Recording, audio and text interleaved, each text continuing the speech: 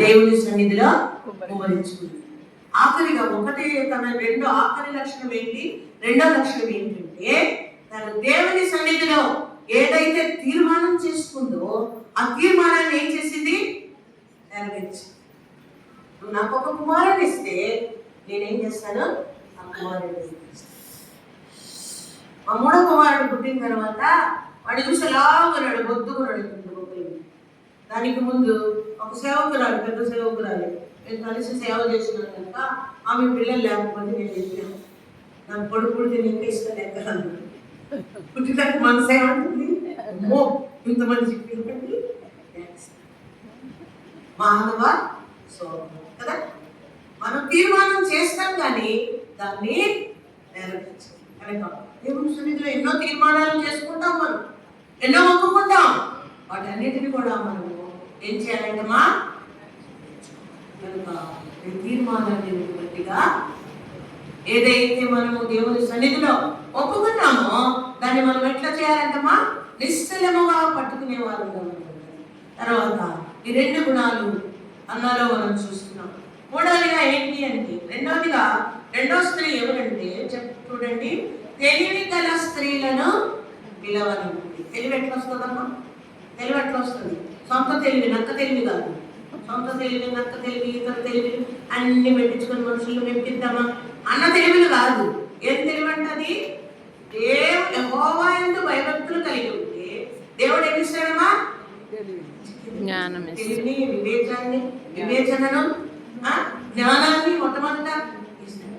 కనుక లోకపు తెలివిని మనం ఏది కూడా ఆధారం చేసుకోకూడదు, లోక కుయుక్తులను ఆధారం చేసుకోకూడదు.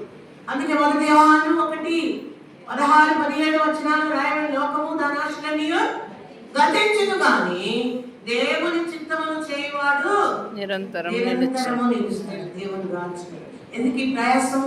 ఎందుకు ఈ పరుగులు? ఎందుకు ఈ వాక్యాలు? ఎందుకు ఈ బోధలు? ఎందుకు ఈ వైద్యులు? మన భక్తి, మన యొక్క తీర్మానాలు స్థిరంగా నిలిచి నిత్యత్వంలో నిలిచి ఉండేవాళ్ళు. మనుషులు చూడవాలని భక్తి కాదు, మనుషుల కొరకు మనం ఏది కూడా కదా. ఎవరికి చేయాలమ్మా? ప్రభువుకు చేసినట్టుగా మనస్ఫూర్తిగా మరి మనము చేసేవారిగా. రెండో స్త్రీ ఎవరంటే తెలివి గల స్త్రీ. తెలివి గల స్త్రీని మనము ఎవరిని చూస్తున్నామంటే, తెలివి గల స్త్రీ ఎవరంటే నేను నా సొంతగా ప్రభువు ఇచ్చిన మాట నేను చూస్తున్నాను. ఆ అపొస్తల కార్యంలో రాయబడిన లూదియా గురించి. లూదియా ఆమె ఒక అన్యురాలు కదా, మరి తూతయర పట్టణానికి చెందినటువంటి స్త్రీ. అంతేకాకుండా వర్తకము వ్యాపారం, తూతయర పట్టణానికి చెందిన ఆమె ఈ ఊదారంగం పొడిని అమ్ముకునేది, ఒక వ్యాపారస్తురాలు, అన్యురాలు. ఇటువంటి అన్యురాలు దేవుని వాక్యాన్ని ఆమె ఏం చేసింది? అంగీకరించింది. హృదయంలో ఏం చేసింది? వాదన చేసుకుంది, విన్నది. వినటం వలన ఏం కలుగుతుందమ్మా? విశ్వాసం కలుగుతుంది. రెండవది ఏం చేసింది? రెండవది రిసీవ్, ప్రభువుని అంగీకరించింది. రమ్మని పిలుచుకుంది దేవుడికి. తన పాపాలను ఒప్పుకుంది. యేసు ప్రభువా, నేను పాపిని, నన్ను నీ రక్తంలో కడుగు, నీ కొరకు నేను జీవిస్తాను అని దేవుని సన్నిధిలో అడిగింది. అందుకే 1 యోహాను 1:9 ఉంది, మన పాపంలో మనం ఒప్పుకుంటే ఆయన నమ్మదగిన వాడు, నీతిమంతుడు కనుక సమస్త దుర్నీతి నుండి మనం కడిగిపోయింది. ఇంకా ఎవరైనా మీరు మీ పాపాలు ఒప్పుకోలేదా? మీ హృదయాన్ని యేసు ప్రభువుకి ఇవ్వలేదా? కొంతమంది హృదయం బాప్తిసం తీసుకున్నాం అంటున్నారు. ముందు ఆత్మ బాప్తిసం కావాలి. ఆత్మలో ఉన్న చెడుతనం అంతా పోవాలి, హృదయంలో ఉన్నదంతా అని ప్రభు ఒక మాట తెలుస్తున్నాను. ఏమనంటే, కుమారుడా నీ హృదయము, కుమార్తె నీ హృదయాన్ని నాకు ఇవ్వు అంటున్నాను. ఎందుకు ప్రభా? ఈ లోక హృదయం, పనికిమాలిన హృదయం, చెడు హృదయం, కుడిపోయిన హృదయం దేవుని వాక్యమే సెలవిస్తుంది. హృదయం అన్నిటికంటే మోసకరమైనది, ఘోరమైన వ్యాధి. కాబట్టి నువ్వు పైకి భక్తిగా నాకులాగా తెల్లచీర కట్టుకున్నావు. నీ హృదయంలో నా హృదయంలో ఏముందో ఎవరికి తెలుసు? హృదయాంతరంగములను పరీక్షించు యెహోవా. నువ్వేం కలుస్తున్నావో, ఏం చెడు ఉందో, ఏం కీడుందో ఎవరి మీద నువ్వేమో తెలుస్తున్నావో ఏముందో అన్నీ తెలుసు. కనుక ఏం చేయాలంటమ్మా, ఈ ఘోరమైన హృదయాన్ని యేసు ప్రభు ఎదుట బైబిల్లోనే ఒక వ్యక్తి ఏం చేశాడంట, తన హృదయాన్ని పంచుకున్నాడు. ఈ రాత్రికాల సమయంలో నువ్వు ఇంకా నీ హృదయాన్ని యేసు ప్రభువుకి ఈ హృదయాన్ని ఆయన సన్నిధిలో పంచుకో. ఆయన లేకుండా నువ్వేం చేసినా సున్నే, నువ్వు ఎంత వాక్యం చెప్పినా సున్నే, ఎన్ని పనులు చేసినా సున్నే యేసు ప్రభువు లేకుండా. కనుక ఎప్పుడైతే యేసు ప్రభు వారి కొరకు నీ హృదయాన్ని తెచ్చి, యేసు ప్రభువా నా హృదయంలోకి రా, నా హృదయంలో చెడుగంతా తీసివే, నీ కొరకు నేను జీవిస్తాను యేసు ప్రభువా, నీ రాజ్యంలో నేను ఉండేలాగా సాయం చేయండి, నీ జీవ గ్రంథంలో నా పేరు రాయండి ప్రభువా అని అనుకున్నాను. యేసు ప్రభువా మీ హృదయంలోకి వస్తారు, మీకు నిజమైన శాంతి, సంతోషము, సమాధానం ఇస్తారు. ఆయన రాజ్యం కొరకు సిద్ధపడటానికి సాయం చేస్తారు. ప్రభు మీద ఆశ కలగడానికి సాయం చేస్తారు. దేవుని మందిరం మీద మరి ఆశను పుట్టిస్తారు. దేవుని కార్యాలయాల ఆశను పుట్టిస్తారు. కనుక దేవుని కొరకే జీవించేటువంటి ఆశ పుట్టిస్తారు. కనుక ప్రియ సహోదరి, ఇంకా నీ హృదయాన్ని యేసు ప్రభుకు, ప్రభువా ఈ రాత్రే నా హృదయాన్ని ఇస్తున్నా. దేవుని వాక్యం ఏముందంటే, విని కూడా లోపడనని ప్రజల వైపు దినమెల్లా నా చేతులు ఏం చేస్తున్నా చాచుకొని ఉన్నానంటున్నాడు యేసు ప్రభు వారు. నా చేతులు చాచుకొని, బిడ్డ నీ హృదయంలోకి నేను వస్తాను, తలుపుది అంటే నువ్వు తీయకుండానే ఉన్నా. కొంతమంది ఇళ్ళకి సేవకులుగా ఇళ్ళకి వెళ్తే కొంతమంది తలుపులు బిగించుకుంటారు. తలుపు బట్టి కొడితే తీసేయాలకు ఒక 10 నిమిషాలు పట్టింది. ఆ లోపల టీవీ అంతా బంద్ చేసుకుంటారు, ఇల్లంతా శుభ్రం చేసేసుకుంటారు. ముఖ్యంగా ఎందుకు ఇట్లా టీవీ చూసుకుంటాము కదా. అంకుల్కి ఎందుకు భయపడతావు, ఆంటీకి ఎందుకు భయపడతావు? నేను సృష్టించినటువంటి సృష్టికర్త అయిన దేవునికి భయపడదు. ఆయన హృదయంలోకి వస్తాడు, నేను తన బిడ్డగా చేసుకున్నాడు, తన రాజ్యం కొరకు నేను సిద్ధపరుస్తాడు. కనుక ఇంకా ఎవరైనా యేసు ప్రభు బిడ్డలు కాలేదా, మీ హృదయాన్ని కఠినపరుచుకొని ఉన్నారా? ఈ రాత్రైనా మీ హృదయాన్ని ఇస్తే, ఈ హృదయాలాగా తన హృదయం ఏ రీతిగా తెరిచిందో మీరు కూడా మీ హృదయాన్ని తెలిస్తే యేసు ప్రభు వారు మిమ్మల్ని ఆశీర్వదించి దీవిస్తాడు. మరి తెలివిగల స్త్రీ ఎవరంటే లూదియా. లూదియా కూడా 8 మంచి గుణలక్షణాలు మనం చూడొచ్చు 8 లూదియాలో, కానీ 2 చూస్తున్నాం. ఒకటి ఏంటంటే ప్రభు తను తాను అప్పగించుకున్నాడు, తన హృదయాన్ని ప్రభు కొరకు తెచ్చి. ఆఖరిగా 8వ లక్షణం ఏంటంటే తండ్రి ఏమంటారు తెలుసా? అన్నలారా, దేవుని బిడ్డ అయిన తర్వాత అన్నలారా మీరు మా ఇంటికి రండి అని బలవంతం చేసిందంట. ఏం చేసింది? ఇంటికి రండి. ఎందుకు రమ్మంటుంది? అక్కడ వాక్యంలో రాయబడిన మాట ఏంటంటే, నేను విశ్వాసము గల దానిని ఎంచితే, నేను దేవుని బిడ్డనయ్యానని మీరు ఎంచితే నా ఇంటికి రండి. ఎప్పుడైనా మీరు పిలుచుకున్నారా దేవుని బిడ్డని? ఎప్పుడైనా దేవుని సేవకులు మీ ఇంటికి పిలుచుకున్నారా? రమ్మని బలవంతం చేస్తున్నారా? పొద్దునైతే నాకు మహా సంతోషం కలిగింది. ఒక ఊరు, అది ఆ ఊరు పేరు సరిగా లేదు, ఆ ఊరిలో మేము దిగినాము. పత్రికలు ఇచ్చుకుంటా మరి మాట్లాడుకుంటా ఇల్లు దర్శించుకుంటా పోతుంటే ఒక ముసలాయన బాగా పెద్దగా ఉన్నాడు. ఆయన మాకు ఎదురయ్యాడు. మరి సైకిల్ మీద వెళ్తున్నాడు, సైకిల్ ఊపుకుంటున్నాడు. ఆగన్నా అంటే మా సిస్టర్, నా దగ్గర ఉన్న సిస్టర్ ఏం చెప్తుందంటే ముందుకెళ్ళిపోయి తీస్తా ఉంటే ఆయన ఈ సైకిల్ ఆగుతలేకపోయాడు. అప్పుడు నేను ఆగాను, ఆయన సిస్టర్ ఆగండి, ఆయన సైకిల్ స్టాండ్ వేసుకొని మాట్లాడుతున్నాను. అప్పుడు ఏమైంది? దిగాడు. దిగేం చేస్తున్నాడు?